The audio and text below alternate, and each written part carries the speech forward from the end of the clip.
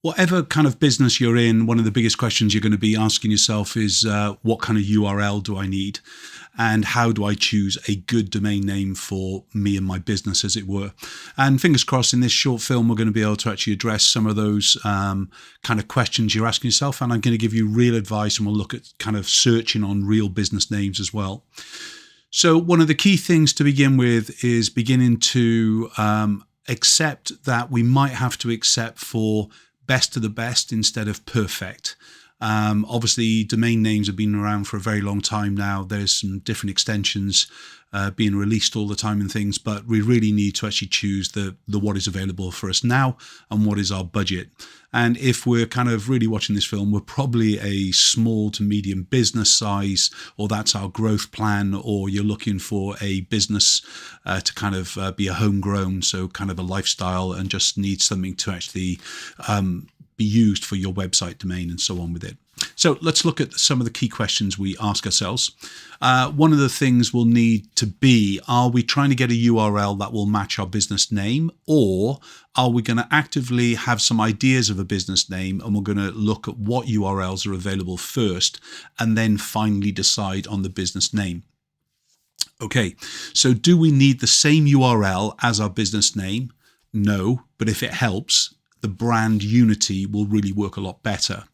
So if you're on a very, very tight budget, or you know that a certain domain is guaranteed to be gone, anything in the world of photography or food or athletics or training or anything like that, you pretty much guarantee you're going to type in a few kind of words, you're going to see if it's available, and most of the time it's not going to be. Okay, don't be put off with that. But really what we're trying to do to begin with is identify how do we associate the URL with our brand name of our business. So if you're already in business, if you've already registered the name, if you've already begun the business and so on with it, basically you're going to be a little bit stuffed. Because of the window of social media now, it's more important to kind of try and find something that will kind of be available across the different platforms as well. So we're not just talking about a URL, but if possible, we're also looking at, is it available on Facebook? Is it available on Instagram, etc.? So those are the kind of couple of things to begin with. So today we're going to be looking at a vision of photography, but you could be anything, I promise you, all right? And I'm going to give you some alternatives of how we could choose the right URL to match a business brand or whatever it be. Genre helps if we can get that into a URL, without a doubt. So as I said, we're going to be looking at photography today, but I could be in the world of dog or equine. I could be in the world of kind of lingerie. I could be in any kind of genre, but if possible, we'll kind of use that if the full business name isn't available as well. Okay, so can I use this instead of this? Remember, we're looking at the best of the best instead of the perfect, if the perfect is not available. Sound. How does it sound? Does it kind of come off the tongue instantly, or is it complicated to explain? So I also run a small company called the Experience Group, and that experience is spelt without an E. So when you start to actually type it in, you definitely have to tell people that it's spelt without an E. And if you're using the in front of experience, of course, the is THE and then followed by experience. And so it can be a little bit kind of complicated to explain. And if you find that it's complicated to explain, it's probably going to be the wrong URL, or it's going to be not as good as you want it to be, but it is the best of the best and things. So how do things sound? In the same kind of sentence, we also have to look at the length of the URL, because if you've got to have too many words within the actual URL itself, it's going to be very long-winded to type in. If it's long-winded or long to type in, there's probably more errors going to happen anyway. And what we've got to avoid is any kind of spelling errors to take them off to a different kind of location. So where possible, we want to keep the URL as small as we can. We want it to sound good. We want it to be, if possible, related to the genre of business that we're in. And we also want it to link in with our business name, if possible, in the perfect world. So let's look at a business that offers courses, and we're going to be based in the world of horse, equine, and we're going to offer photography, printing and painting. So you might be a creative that offers one or more things. So the key thing is here to begin with, it is a business. We're looking for a name. We know mainly it's going to be in the world of equine. So that's going to be probably its biggest word we're going to use. And then we're also going to use the likes of, is it going to be photography, printing, painting, or is it something else? And is it going to be related to a training element rather than a kind of a genre name, as it were? So identifying it there. So in the simplest world, if it was going to be equine photography, photography can be replaced with images, photo, photographer, etc. So we've got a large variety in there. In the same way as printing, is that printing in the artistic level, so silk screen or whatever? If it's painting, is that going to be in the likes of oils or watercolor or very specific and things really? Do we even want to address the location where we are? If we're kind of set in one location, people have to travel to us. So I might be in the likes of south of France, where I'm running an equine-based creative business where people can come to me not only to experience the world of horse, but they can also get involved with photography courses, printing or painting courses. You get what I'm on about now, okay? So then we start to identify those 4 elements that we're on about. Once we've identified that again, we can start to kind of tick the boxes, i.e. length, genre, business name. Can I put a brand keyword into the URL if nothing else is available? I know I need to keep it as simple as I can. And we're looking at perfect if it's available, best of the best if that's available, good, or is it just what's availability? There's a abbreviation TLD, which, as you can see on the screen, means top level domain. These are the ones that would be the perfect domain in the perfect world, especially in the .com world and so on with it. And when we're trying to explore them and trying to find what is the right one for my business, as I've said, one of the key things for me, I would try and encourage you to actually have a shorter length to the URL more than anything else. Yeah. The genre and the way that it sounds is number 2 in my list, followed by a business name and so on with it. Things to avoid, pretty much kind of just works backwards from what we just said, but long URLs. I know the photographeracademy.com is a mouthful, but they are 3 very distinct words, and basically the genre, i.e. photography, photographer, whichever, and an academy, those 2 words by themselves distinctively make them in a training environment in the world of photography. So if I did Equine Photography Academy, you would know that specifically this was based around horse photography, and basically it's a learning environment. So whether you want to have that genre and basically the significant words within it. Numbers and dashes, I would absolutely encourage you to make sure that you avoid. Saying that, when we first launched the Photographer Academy, it was called Photo Training for You, i.e. a number 4 and a letter U. So everything that I'm telling you now is something where I've been to and I've changed to try and kind of make it easier to say, to hear, and to actually type. The strange spellings, like I mentioned to you about the experience group, they might be because that is what you want it to be. And at the end of the day, I've always believed that in the world of professional photography, it's as much about the experience that the likes of a family goes through as much as the photograph is at the end. So just to avoid those strange spellings as well. Similar to other brand names, especially if they're a big corporate name, don't try and be clever, because basically people will just be redirected off to them because you can't spend enough money on SEO or they're spending more money on advertising and so on with it. So just avoid similarities to big brand names because you're just going to get distracted, or the search is going to get distracted. And if possible, try and avoid a URL that is not in your genre. I don't mean that we have to have the word baker, restaurant, food in that kind of genre, in the same way we don't need to have photographer, photography, photo, imaging, whatever it would be in the genre in that URL. You don't have to have that. The most powerful thing I think that we all have is our name. And if you're going to have a URL and your name is available and it's not a complicated one to spell in your country, that's key. Then basically I think our name is the most powerful thing. Unless, of course, it's a very long URL because it's a very long name.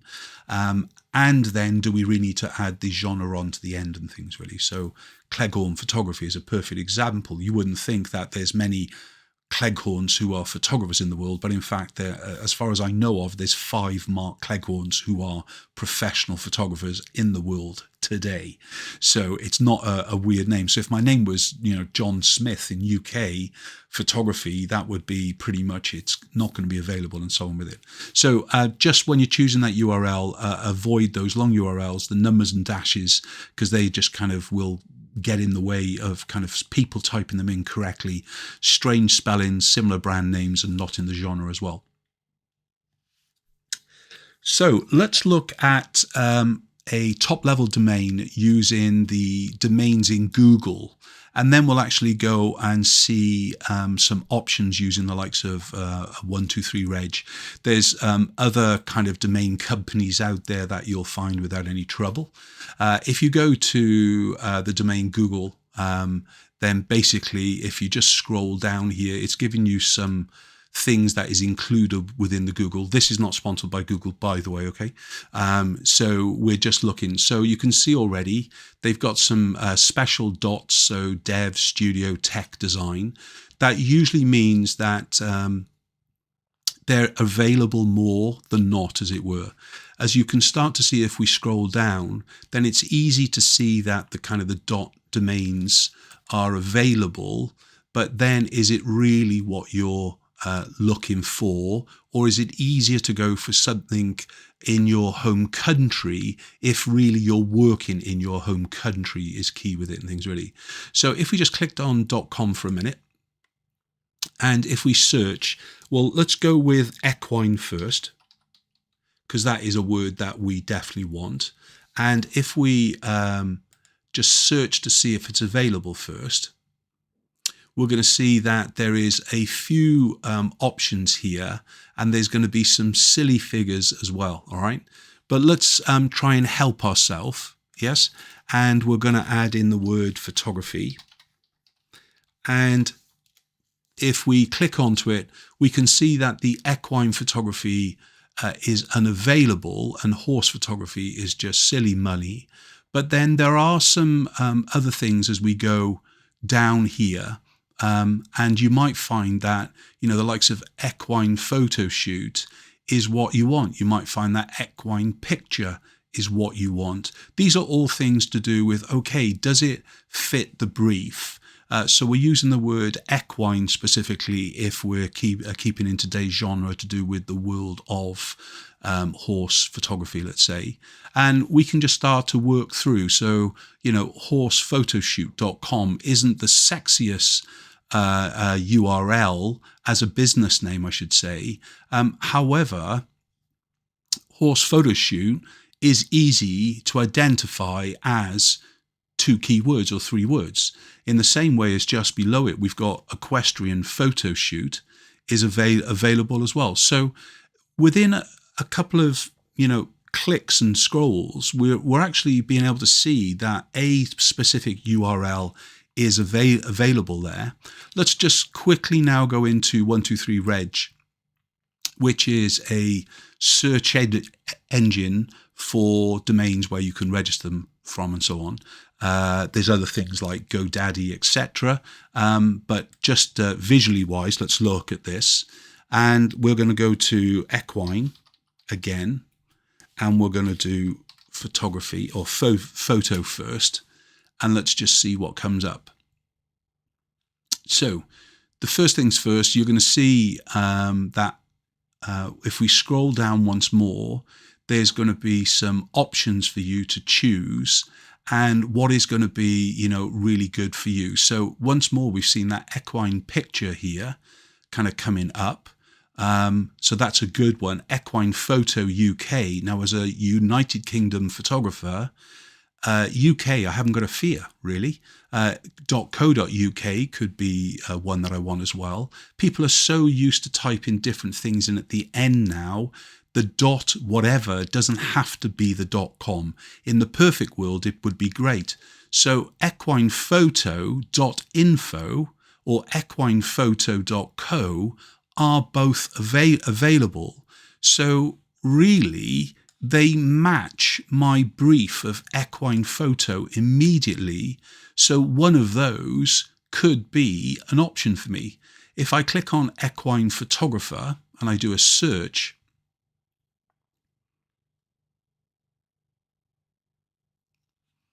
yep. And then we kind of go through again. You can see that it's added the equine photographer onto the end and so on with it. And what are we trying to identify once more? So if we wanted the .photos, that's going to be, a little bit more available. But if I had a massive budget and I wanted equinephotographer.com, you can see it is available, but it's going to cost me a lot of money. So am I better to go with equinephotographer.uk? Absolutely, if I'm a startup business and I'm looking to actually just get going. So in this case, it might be Mark Cleghorn Equine Photographer, yes, but in fact my URL is going to be Equine Photographer. I could then search, well, I like that one a lot, but let's just look at if I put something else in the front of equine.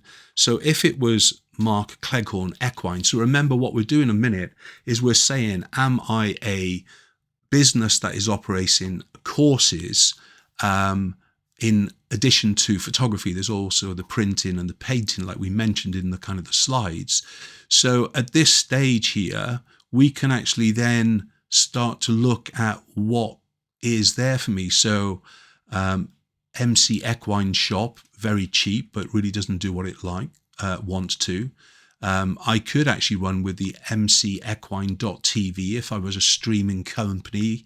That might even fit into the courses element if you're an online, and just going through it. But you can see that the mcequine.com, once more, if I was a big budget and I had the money to spend, it's there available at £1,407. Or if I come down to mcequine.uk, it's available for the first year at 79p. So this is where we're talking about what is the best thing. So if we were to say I want Academy on the end, as in a training resource, Equine Academy is almost guaranteed never going to be available because there is too many people training horses, training riders, etc. all over the world, and even the most basic one is going to be expensive. But it doesn't mean that they're not available. So I would always encourage you to do that quick research first before you do anything else. But I think based on what we just looked at here, we know that even if I had to, the equineacademy.uk is basically perfect if I was based in the UK.